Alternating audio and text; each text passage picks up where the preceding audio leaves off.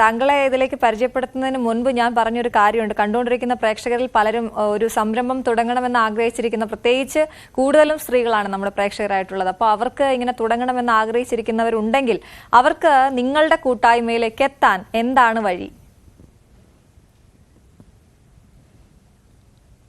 അവരുടെ കയ്യിൽ ഇപ്പോൾ രണ്ട് രീതിയിൽ അവർക്ക് സെല് ചെയ്യാം. ഒന്നുകിൽ ഒരു സ്റ്റോക്ക് ഉള്ള ഒരു ഓൺ ബ്രാൻഡ് എന്നാണ് നമ്മൾ അതിനെ പറയുക.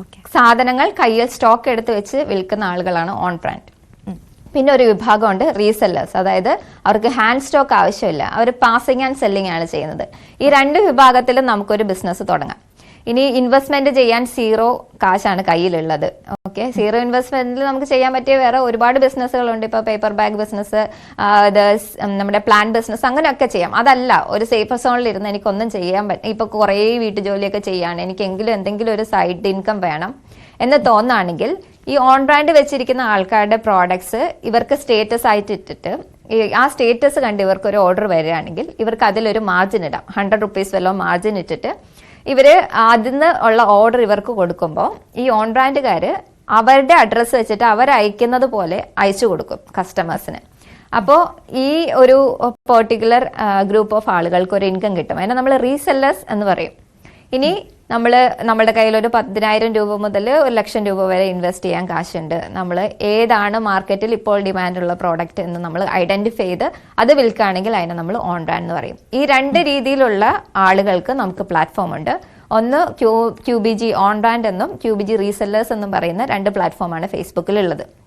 അതിൽ ഓൺ ബ്രാൻഡിലാണ് നമുക്ക് കൂടുതൽ കസ്റ്റമേഴ്സ് ഉള്ളത്. റീസെല്ലേഴ്സ് നമ്മൾ ഈ ഒരു ഡിമാൻഡ് കൂടുതൽ കണ്ട് ഞങ്ങൾ സെപ്പറേറ്റ് ആയിട്ട് ക്രിയേറ്റ് ചെയ്തതാണ്. അപ്പം ഓൺ ബ്രാൻഡിലായാലും റീസെല്ലേഴ്സിലായാലും ഇപ്പോൾ നമ്മളുടെ QBG ഫേസ്ബുക്ക് പേജിലേക്ക് ഇവർ കയറി കഴിഞ്ഞു കഴിഞ്ഞാൽ മുകളിൽ എങ്ങനെ QBG സെല്ലർ ആകാം എന്നൊരു പോസ്റ്റ് പിൻ ചെയ്ത് വെച്ചിട്ടുണ്ട്. അതിലൊരു വാട്സപ്പ് ലിങ്ക് ഉണ്ട്, അതിലേക്ക് ഇവർ ജോയിൻ ചെയ്യും. ഇവരെ സപ്പോർട്ട് ചെയ്യാനായിട്ട് അവിടെ ഒരു ടെക്നിക്കൽ ടീമുണ്ട്. അപ്പോൾ അവര് എല്ലാ ഫ്രൈഡേസും ആണ് ഇവരെ നമ്മൾ പുതിയതായിട്ട് ഇൻട്രൊഡ്യൂസ് ചെയ്യുക. ആ ദിവസം ഇവരുടെ ഒരു ഫോട്ടോ, കയ്യിലുള്ള വിൽക്കാൻ ആഗ്രഹിക്കുന്ന സാധനത്തിന്റെ 3 ഫോട്ടോസ് അയച്ചു കൊടുക്കുമ്പോൾ ഇവർ പോസ്റ്ററൊക്കെ ചെയ്ത് ഇവരെ ഇൻട്രോ ഇട്ട് ഫ്രൈഡേസ് ഉള്ളിലേക്ക് കയറ്റും. ഫ്രൈഡേസ് ഉള്ളിലേക്ക് കയറ്റി കഴിഞ്ഞാൽ ഞങ്ങൾ ഗൂഗിൾ ഫോം ഒക്കെ ഫില്ല് ചെയ്യിക്കുന്നുണ്ട്. ഏത് സംരംഭക എന്ത് സാധനമാണ് വിൽക്കുന്നത് എന്നുള്ള കൃത്യമായ ഡേറ്റ ഞങ്ങൾക്കുണ്ട്. ഇപ്പോൾ ഫുഡും കോസ്മെറ്റിക്സും ചെയ്യുകയാണെങ്കിൽ തീർച്ചയായിട്ടും പാക്കിംഗ് ലൈസൻസും FSI ലൈസൻസും, കോസ്മെറ്റിക്സ് ആണെങ്കിൽ അത് തുടങ്ങുന്നതുമായി ബന്ധപ്പെട്ട എന്തെങ്കിലും രേഖ സബ്മിറ്റ് ചെയ്താൽ മാത്രമാണ്. ഇനി അത് ശരിക്കും പറഞ്ഞാൽ കോസ്മെറ്റിക്സിന് ലൈസൻസ് മാൻഡേറ്ററി ആണ്. പക്ഷേ എല്ലാ ബിസിനസ്സിനും ഒരു ട്രയൽ റൺ പീരീഡ് കൊടുക്കും, അത് ഗവൺമെന്റ് ആണെങ്കിൽ കൊടുക്കും. ആ പീരീഡിനുള്ളിൽ ഇവർ സബ്മിറ്റ് ചെയ്താൽ മതി എന്നുള്ളത് കൊണ്ട് ഒരുപാട് റെസ്ട്രിക്ഷൻസ് ഇല്ലാതെ തന്നെ നമ്മൾ ഇവരെല്ലാവരെയും, കാരണം ഒരു ബിസിനസ് തുടങ്ങാനായിട്ട് ഫസ്റ്റ് സ്റ്റെപ്പ് വെക്കാൻ നമ്മൾ സമ്മതിക്കണമല്ലോ.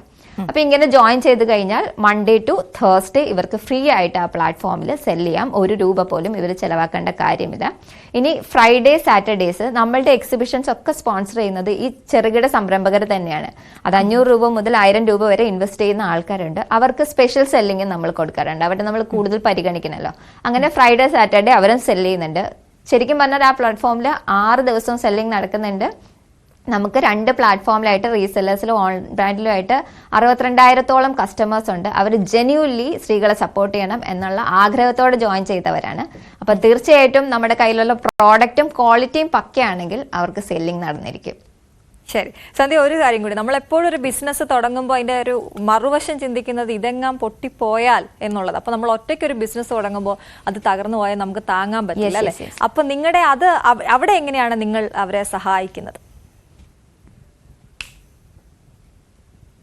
എന്നുവെച്ചാൽ ഒരാള് ബിസിനസ് തുടങ്ങാനായിട്ട് മടിക്കുന്നത്, ഇപ്പോൾ സ്ത്രീകളെ സംബന്ധിച്ചിടത്തോളം നമ്മൾ പറയല്ലോ, മാസ്റ്റർ ഡിഗ്രി ഉള്ള ഏറ്റവും കൂടുതൽ വീട്ടമ്മമാരുള്ള ഒരു രാജ്യമാണ് നമ്മുടേത്. അതായത് ഇവർക്ക് ഇപ്പോഴത്തെ ഒരു സാഹചര്യത്തിൽ ഇവർക്ക് കംഫർട്ട് സോണിൽ ഇരുന്നു കൊണ്ട് ബിസിനസ് ചെയ്യാൻ കഴിയുമ്പോഴാണ് ഇവർക്ക് ഇപ്പോൾ നമ്മളുടെ ഒരു കൾച്ചർ എത്ര പുരോഗമനം ഉണ്ടെന്ന് പറഞ്ഞാലും വീട്ടിലെ ആക്ടിവിറ്റീസിന്റെ കൂടെ ബിസിനസ് സ്റ്റാർട്ട് ചെയ്യുമ്പോഴാണ് കൂടുതൽ സ്ത്രീകൾ ഇതിലേക്ക് വരിക എന്നതൊരു ഫാക്റ്റാണ്. കാരണം അങ്ങനെ ഒരു കൾച്ചറിലാണ് നമ്മൾ വളർന്നു വരുന്നത്. അപ്പം അങ്ങനെ ഒരു കൺസെപ്റ്റ് മുന്നേക്ക് വെച്ചാലാണ് കൂടുതൽ സ്ത്രീകളെ ഇതിലേക്ക് നമുക്ക് കൊണ്ടുവരാൻ പറ്റുള്ളൂ. അപ്പൊ കംഫർട്ട് സോണിൽ ഇരുന്ന് അവരവർക്ക് ഇഷ്ടമുള്ള സമയത്ത് ഇവർക്ക് വർക്ക് ചെയ്യണം, ഒന്നാമത്തെ കാര്യം. രണ്ടാമത്തെ കാര്യം, ഇവർക്ക് ചിലപ്പോൾ 0 ഇൻവെസ്റ്റ്മെന്റ് ആയിരിക്കും. ഇപ്പൊ അതുവരെ ഒരു വരുമാനം ഇല്ലാതെ വീട്ടിലിരിക്കുന്ന ആൾക്കാരാണ് എന്ന് വിചാരിക്കും. 2 വിഭാഗം ചെയ്യുന്നുണ്ട് ബിസിനസ്. ഒന്ന്, ഒരു ജോലിയോടൊപ്പം സൈഡായിട്ട് ചെയ്യുന്ന ആൾക്കാരുണ്ട്. 2, സീറോ ജോബാണ്, വീട്ടിലിരിക്കുകയാണ്, സൈഡായിട്ട് ചെയ്യുന്ന ആൾക്കാരും ഉണ്ട്. അതിന്റെ കൂടെ സൈഡായിട്ട് ഇങ്ങനെ ചെയ്യണം എന്ന് ആഗ്രഹിക്കുന്ന ആൾക്കാർ. അപ്പൊ ഈ രണ്ട് കൂട്ടരാണെങ്കിലും സീറോ ഇൻവെസ്റ്റ്മെന്റിൽ ഒരു പരീക്ഷണം നടത്താൻ ലോകത്തെങ്ങും സ്ഥലം ഇല്ല എന്നുള്ളതാണ് ഒരു സത്യം.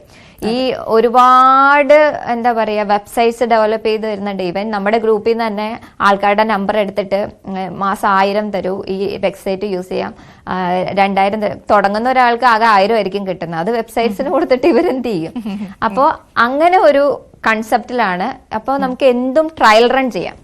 ഇപ്പൊ ക്യൂബീജിൽ കുറച്ചൊരു 5000 രൂപ കയ്യിൽ കിട്ടി, അല്ലെങ്കിൽ ഒരു 500 രൂപ കിട്ടി, അതിലൊരു 10 കമ്മല് വാങ്ങിച്ച് ഇവർക്ക് ട്രയൽ റൺ ചെയ്യാൻ ഒരു ഇടം ഉണ്ടെങ്കിൽ മാത്രമാണ് നമ്മൾ ഈ പറയുന്ന റിയൽ സ്ത്രീ ശാക്തീകരണമൊക്കെ പോസിബിൾ ആവുള്ളൂ. അല്ല നമ്മൾ വാചകത്തിൽ എഴുതി വെച്ചിട്ട് കാര്യമില്ലല്ലോ. അപ്പൊ അങ്ങനെ ഒരു ഇടമാണ് നമ്മൾ കൊടുക്കുന്നത്. ഇവരുടെ കയ്യില് 10 രൂപയാണ്, 20 രൂപയാണ്, എത്ര രൂപയാണോ ഉള്ളത് അതിന് പറ്റുന്ന സാധനം കൊണ്ടുവന്ന് ഇവര് ഇൻവെസ്റ്റ് ചെയ്ത് ബിസിനസ് ചെയ്ത് ട്രയൽ റൺ ചെയ്യാം. അപ്പൊ പിന്നെ നമ്മൾക്ക് തോറ്റുപോയാലും നമ്മൾക്ക് ഒരു സങ്കടമില്ല, നമ്മളുടെ കയ്യിൽ നിന്ന് കാശ് പോയിന്നോ അങ്ങനെയുള്ളൊരു ഫീലിന്റെ ആവശ്യമില്ലല്ലോ. അപ്പം അങ്ങനെ തോറ്റുപോകും എന്നുള്ള രീതിയിൽ ഒരു ബിസിനസ്സും സ്റ്റാർട്ട് ചെയ്യരുത് എന്നാണ് എൻ്റെ പേഴ്സണൽ അഭിപ്രായം. എങ്കിലും നമ്മൾ പറയാണ്, അങ്ങനെ ഒരു പേടി കൊണ്ട് ആരെങ്കിലും മാറി നിൽക്കുന്നുണ്ടെങ്കിൽ ഒരു ട്രയൽ റണ്ണിന് ക്യൂബിജിയിലേക്ക് സ്വാഗതം. ശരി, സന്ധ്യ പറഞ്ഞൊരു കാര്യത്തിൽ നിന്ന് ഞാൻ ഒരു ചോദ്യം ഉണ്ടാക്കാം. എനിക്ക് തോന്നിയതൊരു ചോദ്യം, നേരത്തെ പറഞ്ഞു സ്ത്രീകൾ നമ്മൾ വളർന്നു വന്നൊരു സിറ്റുവേഷൻ എങ്ങനെയാണെന്ന് പറഞ്ഞത് എക്സാക്ട്ലി അത് കറക്റ്റാണ്. കാരണം നമ്മളിനി എന്ത് ചെയ്യുന്നു, ഏത് വലിയ ജോലി ചെയ്യുന്നു എന്ന് പറഞ്ഞാലും വീട്ടിലെ ഒരു 90% കാര്യവും നോക്കിയിട്ടായിരിക്കും നമ്മൾ ആ ബാക്കി 10%-ലായിരിക്കും നമ്മുടെ ജോലി ചെയ്യേണ്ടത്, അത് ഏത് വലിയ ജോലിയാണെങ്കിലും. അങ്ങനെ വരുമ്പോൾ പേഴ്സണലി ഭയങ്കര ടച്ചിങ് ആയിട്ട് തോന്നിയിട്ടുള്ള ഒരുപാട് അനുഭവങ്ങൾ ഉണ്ടാവില്ല. 3000-ഓളം സംരംഭകരെന്ന് പറയുമ്പോൾ നമ്മളിങ്ങനെ ഈ ഒരു കാടടച്ച് വെടിവയ്പ് അല്ലാതെ പ്രത്യേകിച്ച് പേഴ്സണൽ അഭിപ്രായങ്ങൾ പറയുമ്പോൾ ആളുകളിലേക്ക് അത് കൂടുതലായി എത്തും.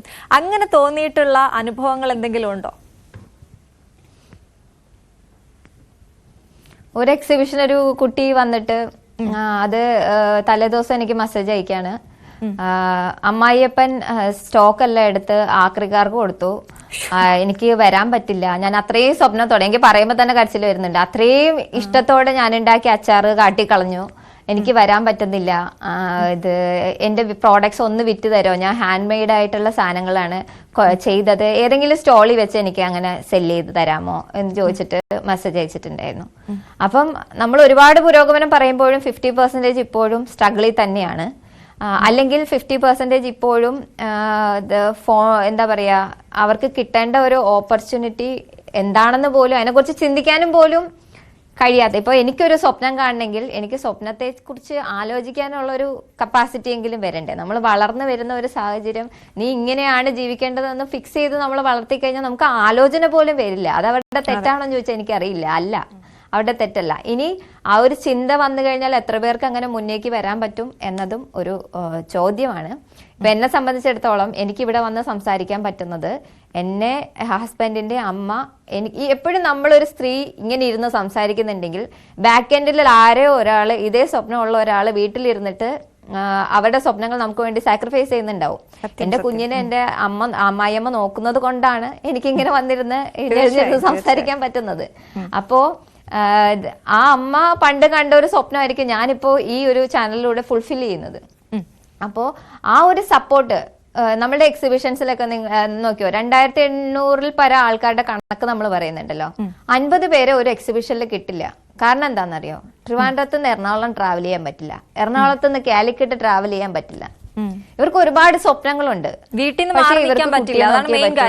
ഇപ്പൊ എന്റെ വീട്ടിലാണെങ്കിൽ ഞാൻ ഇല്ലെങ്കിൽ വീട്ടിൽ നിന്ന് മാറി നിൽക്കാൻ പറ്റില്ല.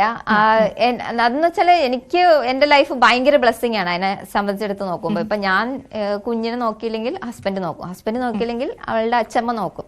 ഇത് നമ്മൾ സെറ്റ് ചെയ്ത് വളർത്തുന്നതാണ്. ജനിക്കുമ്പോ തന്നെ, ജനിച്ചപ്പം മുതൽ എനിക്ക് എന്റെ ഒരു ലക്ഷ്യബോധമുണ്ട്. അപ്പൊ ഞാൻ അമ്മ അമ്മ അമ്മ അമ്മ എന്നൊരു കൺസിഡറേഷൻ എന്റെ കുഞ്ഞിന് ഞാൻ കൊടുത്തിട്ടില്ല. അമ്മ ഇല്ലെങ്കിൽ അച്ഛൻ നോക്കൂട്ടോ, അല്ലെങ്കിൽ അച്ഛൻ ഇല്ലെങ്കിൽ അച്ഛമ്മ നോക്കൂട്ടോ എന്നുള്ളൊരു ഇത് നമ്മള് പരസ്പരം പറഞ്ഞുണ്ടാക്കേണ്ടതാണ്. അമ്മ എനിക്ക് ഇത്ര സ്വപ്നങ്ങളുണ്ട്, ഹസ്ബൻഡിനോട് പറയണേ എനിക്ക് ഇങ്ങനെ ഒരു സ്വപ്നമുണ്ട്, കുഞ്ഞിനോടൊപ്പം എനിക്ക് ഇത് കൊണ്ടുപോകാൻ പറ്റണം. ഓക്കെ, ഈ ഒരു കൺസെപ്റ്റ് നമ്മൾ ഒരുപക്ഷെ വിവാഹം കഴിക്കുമ്പോഴേ നിങ്ങൾ പറഞ്ഞോളൂ, അതിന് ബുദ്ധിമുട്ടില്ല. ഇപ്പം ഞാനൊരു ആരോഗ്യ പ്രശ്നത്തോടു കൂടി വിവാഹം കഴിച്ച ഒരാളാണ്. ആ വിവാഹം കഴിക്കുമ്പോൾ ഞാൻ ആളോട് പറഞ്ഞിരുന്നു എനിക്ക് ഒരുപാട് എല്ലാ ആക്ടിവിറ്റീസും ചെയ്യാനുള്ള ആരോഗ്യമുള്ള ആളല്ല, അപ്പോ ഇങ്ങനത്തെ സാഹചര്യങ്ങൾ വരാൻ സാധ്യതയുണ്ട്, അപ്പൊ എന്നോട് നിൽക്കോ, എങ്കിൽ നമുക്ക് കല്യാണം കഴിക്കാം എന്ന് പറഞ്ഞ് കല്യാണം കഴിച്ചുകൊണ്ട് എന്റെ ലൈഫിൽ പ്രശ്നങ്ങളില്ല. നമ്മൾ എക്സ്പെക്ടേഷൻസ് നമ്മളല്ലേ സെറ്റ് ചെയ്യുന്നത്. തീർച്ചയായിട്ടും നമ്മളെ കൊണ്ട് പറ്റാത്ത ഒരു കാര്യം നമ്മൾ എന്താ പറയാ മറ്റേ ഗ്ലോറിഫൈ ചെയ്ത കുറെ കൈയുള്ള സ്ത്രീ ഒരുപാട് ആക്ടിവിറ്റീസ് അങ്ങനെ ഒന്നും ചെയ്യണമെന്നൊരിടത്തും അതിന്റെ ആവശ്യമില്ല. നമ്മൾ എന്താണോ അങ്ങനെ നിൽക്കുക എന്നുള്ളതാണ്. അപ്പൊ സന്ധ്യ എന്തായാലും പറയാൻ തയ്യാറായ മാറ്റം ഉണ്ടാവുന്നതാണ് എനിക്ക് പൂർണ്ണമാകുന്നതുകൊണ്ട്